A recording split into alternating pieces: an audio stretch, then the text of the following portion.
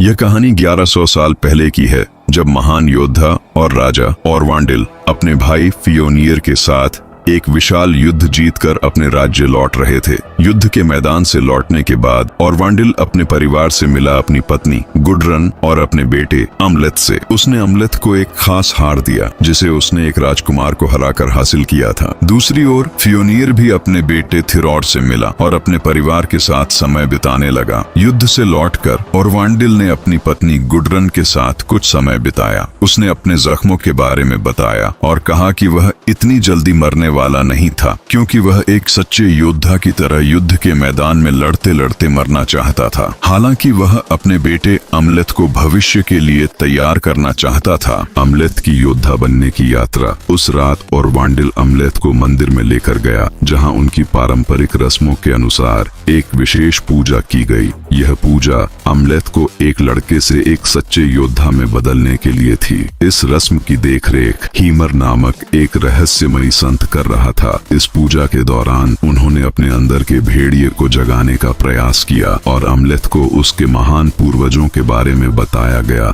अंत में अमलेथ ने अपने पिता की मौत का बदला लेने की शपथ ली। पूजा के बाद हीमर ने अमलेथ को एक विशेष पेय पिलाया, जिसे पीते ही उसे अजीबोगरीब चीजें दिखने लगीं। जब उसने अपने पिता के घाव को छुआ तो उसे अपने सभी पूर्वजों की झलक मिली। थोड़ी देर बाद जब ओरवांडिल और अमलेथ मंदिर से बाहर निकले, अचानक नकाबपोश योद्धाओं ने उन पर हमला कर दिया। अमलेथ अपने पिता की मदद करना चाहता था, लेकिन ओरवांडिल ने उसे भाग जाने का आदेश दिया ताकि वह जिंदा रह सके। अमलेथ भागकर एक बड़े पत्थर के पीछे छिप गया, लेकिन उसे अपने पिता को एक एक करके तीरों से घायल होते देखना पड़ा। जब हमलावरों के सरदार ने अपना नकाब हटाया तो अमलेथ हैरान रह गया। वह कोई और नहीं बल्कि उसका अपना चाचा फियोनियर था। फियोनियर ने राजा बनने के लिए अपने ही भाई को मार डाला था। इसके बाद उसने अपने आदमियों को अमलेथ को ढूंढने का आदेश दिया। अमलेथ जंगल की ओर भाग निकला, लेकिन फिनर नामक एक योद्धा ने उसे लगभग पकड़ ही लिया था। लेकिन अमलेथ ने हिम्मत दिखाते हुए उसकी नाक काट दी और वहां से भाग गया। जब अमलेथ अपने गांव वापस पहुंचा तो उसने देखा कि फियोनियर के सैनिक उसके पिता के सभी समर्थकों को बेरहमी से मार रहे थे। उसकी मां गुडरन को पकड़ लिया गया था। फियोनियर नहीं चाहता था कि किसी को भी पता चले कि वह एक बच्चे से हार गया था, इसलिए उसने झूठ फैला दिया कि अमलेथ मर चुका है। अपनी पूरी दुनिया उजड़ती हुई देख अमलेथ पूरी तरह टूट चुका था। उसने अपनी पुरानी जिंदगी को छोड़ने और आगे बढ़ने का फैसला किया। समुद्र के किनारे से एक नाव उठाई और वहां से दूर चला गया, यह कसम खाते हुए कि वह अपने पिता की मौत का बदला जरूर लेगा और अपनी मां को बचाएगा। कई वर्षों के बाद अमलेथ अब लैंड ऑफ रस में एक वाइकिंग योद्धा बन चुका था। वह अब एक राजकुमार नहीं बल्कि एक क्रूर योद्धा था, जो वाइकिंग लुटेरों के साथ गांवों पर हमला करता और लोगों को गुलाम बनाकर बेचता था। और ऐसी ही एक रेड में गदाकरी गांव को जीतने के बाद जब अमलेथ सैर कर रहा था तो वो एक टेंपल में पहुंचा, जहां उसकी मुलाकात से हुए, जिसने अमलेथ को उसके बदले और वादे के बारे में याद दिलाया और साथ ही उसने ये भी बताया कि अमलेथ इस चीज में जरूर सफल होगा, लेकिन इसके लिए अमलेथ को उस गांव में जाना जरूरी था जहां फियोनियर अब रहता था। सेरेस ने और भी चीजें बताई, जैसे कि आगे जाकर वो एक लोमड़ी का पीछा करते हुए एक खास तलवार तक पहुंचेगा, जिसका इस्तेमाल करके उसका बदला पूरा होने वाला है। गायब होने से पहले उस सेरेस ने अमलेथ को यह भी बताया कि वो उसकी मदद सिर्फ इसलिए कर रही है क्योंकि अमलेथ का नाता मीडन किंग से था, जिसके बारे में उसे भविष्य में ही पता चलेगा। अगली सुबह अमलेथ को पता चला कि जिन लोगों को उन्होंने गदाकरी गांव से गुलाम बनाया था, उन्हें फियोनियर नाम की एक आदमी के पास भेजा जा रहा था। और ये नाम सुनते ही अमलेथ के कान खड़े हो गए और उसने अपने दुश्मन के बारे में और जानकारी इकट्ठा करने के लिए पूछता शुरू कर दी, जिस दौरान उसे पता चला कि जैसे ही फियोनियर ने ओरवांडिल का कत्ल किया तो उसके कुछ ही दिन बाद नॉर्वे के राजा ने फियोनियर पर हमला कर दिया था, जिसके बाद उसे अपना सब कुछ हार कर आइसलैंड भागना पड़ा। ठीक उसी वक्त अमलेथ की नजर एक रेवन पर पड़ी और उसे याद आया कि उसके पिता को किंग ऑफ द रेवंस कहा जाता था और उसने इस घटना को एक इशारे की तरह लिया, जिसके बाद उसने सबसे पहले अपने बाल काटे और फिर एक गुलाम की कपड़े चुराकर अपनी छाती पर भी गुलाम का निशान लगा दिया और आखिरकार वो खुद भी उस जहाज पर चढ़ गया जो सभी गुलामों के साथ फियोनियर के पास ले जाया जा रहा था। उस जहाज पर उसकी मुलाकात ओल्गा नाम की एक औरत से हुई जो एक जादूगरनी होने का दावा कर रही थी, और साथ ही वो ये भी जानती थी कि एमलेथ एक वाइकिंग है, पर इसके बावजूद भी वो हमेशा एमलेथ के साथ अच्छा बर्ताव करती थी। यहाँ तक कि जब एमलेथ को उसका बीता हुआ कल सताता था तब ओल्गा ही उसे सहारा देती। इस रास्ते में उनका जहाज एक भयंकर तूफान में भी उलझ गया था, पर सभी मुश्किलों के बावजूद भी वो लोग किसी तरह से आइसलैंड पहुंच गए, जहां फिनर उनका पहले से ही इंतजार कर रहा था। वहां फियोनियर थोरियर और अपने दूसरे बेटे गनर के साथ मौजूद था। लेकिन फियोनियर इतने कमजोर गुलामों को देखकर कुछ खास खुश नहीं था और वो उन्हें वापस भेजने के बारे में सोच रहा था। लेकिन आमलेथ अपनी मंजिल के इतनी करीब आकर वापस नहीं जाने वाला था। उसने अपनी ताकत दिखाने के लिए अपने बगल में खड़े आदमी को जोर जोर से पीटना शुरू कर दिया ताकि फियोनियर को पता चल जाए कि सारे कमजोर नहीं हैं। खैर, जब फियोनियर ने उसका नाम पूछा तो उसने एक झूठा नाम बता दिया। आमलेथ की ताकत देखने के बाद फियोनियर ने उसे और कुछ आदमियों को खेतों पर काम करने के लिए रख दिया। साथ ही उसने कुछ लड़कियों को भी चुना था, पर उसका सबसे ज्यादा ध्यान ओल्गा की तरफ था। वाम पर अपनी पहली रात में आमलेथ ने एक चाकू चोरी करने की कोशिश की, पर तभी उसका ध्यान बाहर घूम रही एक लोमड़ी पर पड़ा जो बिल्कुल उस सिरेस की बताई हुई भविष्यवाणी जैसा था।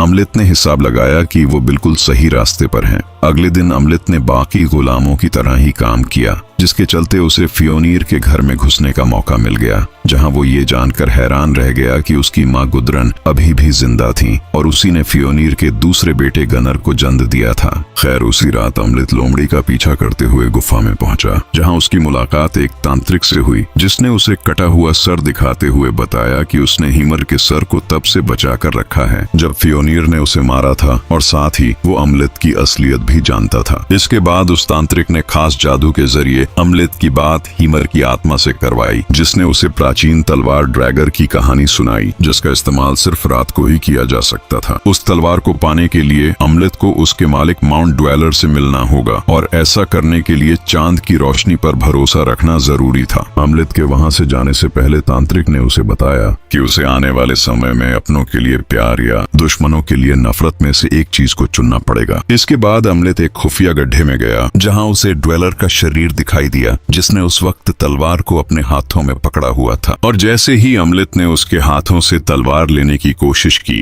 तो ड्वेलर अचानक से जाग गया और उसने आमलेथ पर हमला कर दिया। और ठीक उसी समय आमलेथ को हीमर की चांद की रोशनी वाली बात याद आई और उसने ड्वेलर को चांद की रोशनी के नीचे धकेल दिया, जिसके ड्वेलर के ऊपर पड़ते ही वो नीचे झुक गया और उसने आमलेथ को उसे मारने का एक आसान सा मौका दे दिया। लेकिन ड्वेलर को मारने के बाद जैसे ही आमलेथ मुड़ा तो उसने देखा कि वो अभी भी ड्वेलर के सामने ही खड़ा हुआ था। और जब इस बार उसने तलवार उठाने की कोशिश की तो ड्वेलर ने उसे कुछ नहीं कहा। इसके बाद जब वो तलवार लेकर वापस फार्म पर आया तो फियोनियर के कुत्ते ने उस पर भौंकना शुरू कर दिया, जिसे चुप कराने के लिए आमलेथ ने भी उस पर दहाड़ना शुरू कर दिया, जिसके चलते फियोनियर ने इस चीज में ज्यादा दिलचस्पी नहीं दिखाई और वो बिना आमलेथ को देखे वहां से चला गया। इसके बाद फियोनियर ओल्गा के साथ रात बिताने के लिए उसके कमरे पर गया, लेकिन ओल्गा का कहना था कि उसके पीरियड्स चल रहे हैं, जिस चीज ने फियोनियर का मूड खराब कर दिया और वो वहां से वापस आ गया। वहीं बाहर आमलेथ ये सब देख रहा था और उसने हिसाब लगाया कि ये हमला करने का बिल्कुल सही समय है, लेकिन तब तक सूरज उगना शुरू हो गया था, जिसके चलते वो अपनी तलवार का इस्तेमाल नहीं कर सकता था और इसीलिए वो तलवार को छुपाकर चुपचाप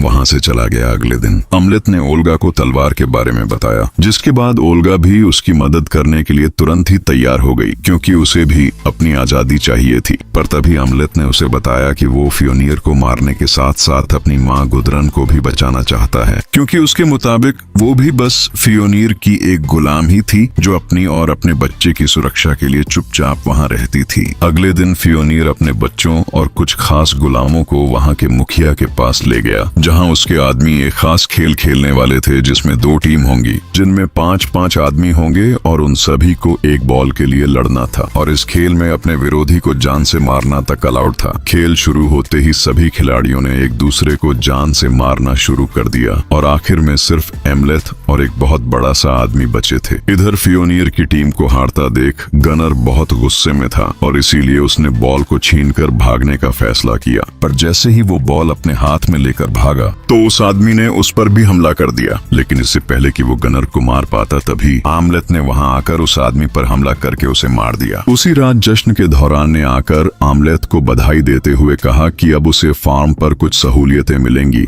जिसमें कम काम, बाकी गुलामों को ऑर्डर्स देना शामिल था। इसके साथ ही आमलेथ को अपने लिए एक औरत चुनने का मौका भी दिया गया और इसमें अब वो ओल्गा को भी चुन सकता था क्योंकि अब फियोनियर को उसमें कोई दिलचस्पी नहीं थी। और ये बात सुनते ही आमलेथ बिना कुछ सोचे ओल्गा के साथ जंगल में चला गया था कि कोई उन्हें कुछ देर तक एक दूसरे से अपना प्यार जताने के बाद ओल्गा ने अपने जादू की मदद से धरती से अपनी सुरक्षा करने के लिए कुछ मदद मांगी, जिसके बाद उन्हें कुछ खास मशरूम मिले जो अपना बदला। पूरा अगली सुबह उन्होंने आम गुलामों की ही तरह अपना काम किया, पर रात होते ही अमल्थ ने अपनी तलवार से गनर के 2 आदमियों को मारकर उनके शरीर को चौराहे पर लटका दिया। अगली सुबह ये देखकर गनर बहुत गुस्से में था और उसके मुताबिक ये काम क्रिश्चियंस का था, लेकिन फियोनियर इस बात को मानने के लिए तैयार नहीं था और इसलिए उसने अपने फार्म के प्रीस्ट को इसकी जांच करने के लिए बुलाया। कुछ देर तक जांच करने के बाद उन्हें बताया कि ये जख्म कोई मामूली जख्म नहीं थे और जिसने भी ये हमला किया है वो बदले का भूखा है और वापस से हमला जरूर करेगा। उनके परिवार को इस विपदा से बचाने के लिए प्रीस्ट ने उसी रात भगवान को एक लड़की की बलि चढ़ाने का फैसला किया। इधर जब वो प्रीस्ट बलि की तैयारी कर रही थी तभी आमलेथ ने सभी जानवरों से आवाजें निकलवाना, जिससे सुनकर न जाने क्यों फियोनियर के कुत्ते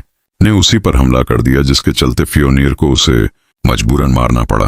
इधर जब सभी लोग जानवरों की आवाजों के पीछे पीछे बाहर आए तो इसी मौके का फायदा उठाकर आमलेथ मंदिर में घुस गया और उसने उस लड़की को आजाद करने के बाद प्रीस्ट को जान से मारकर मंदिर के अंदर ही लटका दिया। अगले दिन आमलेथ ने रसोई में घुसकर सूप में वो खास मशरूम मिला दिए। वहीं दूसरी ओर अब सभी गुलामों को फार्म की सुरक्षा का काम दे दिया गया था, लेकिन उन मशरूम्स के वजह से अब सभी लोगों को अजीबोगरीब भ्रम होने लगे और उन्होंने एक दूसरे को ही मारना शुरू कर दिया।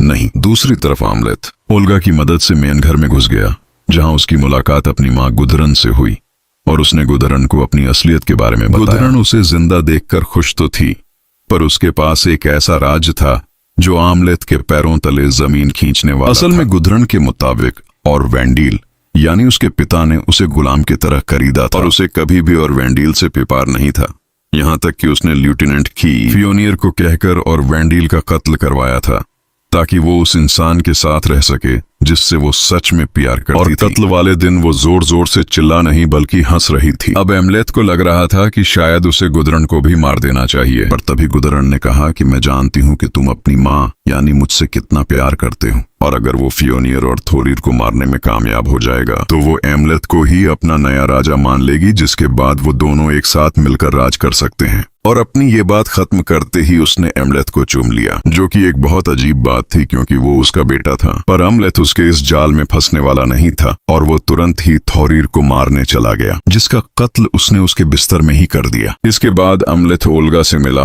और उसे पूरी सच्चाई के बारे में बताया और अब जब गुदरन को उसकी असलियत के बारे में पता चल गया था तो अब वो एक गुलाम के तौर पर इस फार्म पर नहीं रुक सकता और इसलिए वो एक खुफिया जगह पर छुपने के लिए चला गया। अगली सुबह अपने बेटे की लाश देखकर फियोनियर बहुत ज्यादा गुस्से में था और तभी गुदरन ने उसे एमलेथ की असलियत के बारे में बताया, जिसे जानने के बाद फियोनियर ने एक एक करके सभी गुलामों को मारना शुरू कर दिया। पर जैसे ही ओल्गा की भारी आई तभी एमलेथ तुरंत वहां पहुंच गया और इस बार उसने अपना राजकुमार वाला वो नेकलेस भी पहना हुआ था और अपना असली नाम बताने के बाद उसने फियोनियर को उसके बेटे का दिल भी दिखाया जो उसने कल यहाँ पल को थोरीर के शरीर से निकाल लिया था। ये देखते ही फियोनियर ने अपने आदमियों को उस पर हमला करने के लिए कहे और अब एमलेथ एक एक करके उन सभी सैनिकों से लड़ने लग गया। इस मौके का फायदा उठाकर ओल्गा वहां से भाग गई। ओल्गा के वहां से निकलते ही एमलेथ ने खुद को सरेंडर कर दिया। फियोनियर को लग रहा था कि वो लड़ाई जीत चुका है और साथ ही उसे अपने बेटे का दिल भी मिल गया था, पर तभी एमलेथ ने उसे बताया कि असल में ये दिल उसके बेटे का नहीं बल्कि उसके कुत्ते का है। ये सुनते ही फियोनियर ने उसे एक कमरे में बांधकर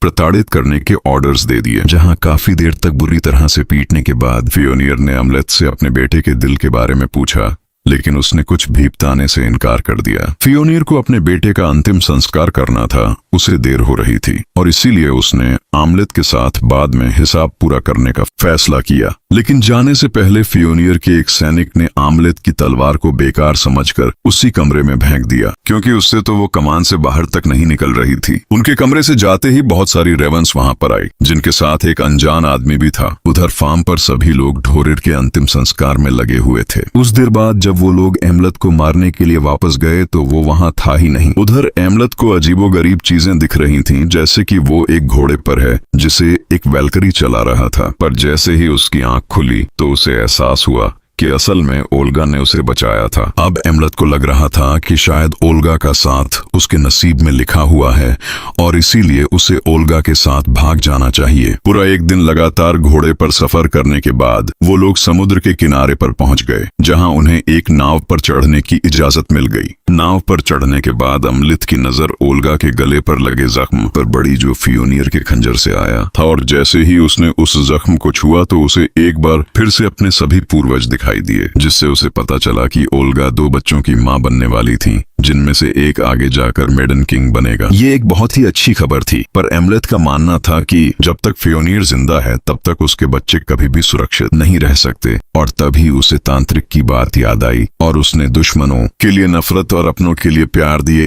तभी गनर ने उस पर पीछे से हमला किया और उसे नीचे गिराकर एमलेट ने उसका भी कत्ल कर दिया। तभी फियोनियर भी वहां पहुंच गया और अपने परिवार की लाशें देखने के बाद उसने एमलेट को नर्क के दरवाजे पर मिलने को कहा, जिसका असल मतलब था वोल्केना हेल्का नाम की एक जगह पर मिलना, जहां एक आखिरी बार लड़कर वो दोनों हमेशा हमेशा के लिए अपना हिसाब बराबर करने वाले थे। एमलेट तो इतने सालों से इसी मौके का इंतजार कर रहा था, इसीलिए वो जख्मी हालत में ही तुरंत वोल्केनो की तरफ निकल पड़ा। लेकिन जाने से पहले उसने आराम से खड़े होकर पूरे गांव को जलते हुए देखा, जहां उसके साथी गुलामों ने आग लगा दी थी। इसके बाद एमलेट फियोनियर के साथ लड़ने के लिए वोल्केनो पर पहुंचा, जहां उन दोनों में एक घमासान युद्ध हुआ। लेकिन एमलेट पहले से ही काफी जख्मी था और इसलिए फियोनियर उस पर भारी पड़ रहा था। पर तभी अचानक एमलेट के गुस्से ने ताकत का रूप ले लिया, जिसके बाद उसने भी फियोनियर को मारना शुरू कर दिया और अंत में उन दोनों ने ही एक दूसरे को जान से मार दिया। लेकिन मरने से पहले एमलेट की नजरों के सामने ओल्गा उसके दोनों बच्चों के साथ बैठी हुई थी। वीडियो पसंद आई तो लाइक कर देना, चैनल को सब्सक्राइब कर लेना। मिलते हैं अगली वीडियो में।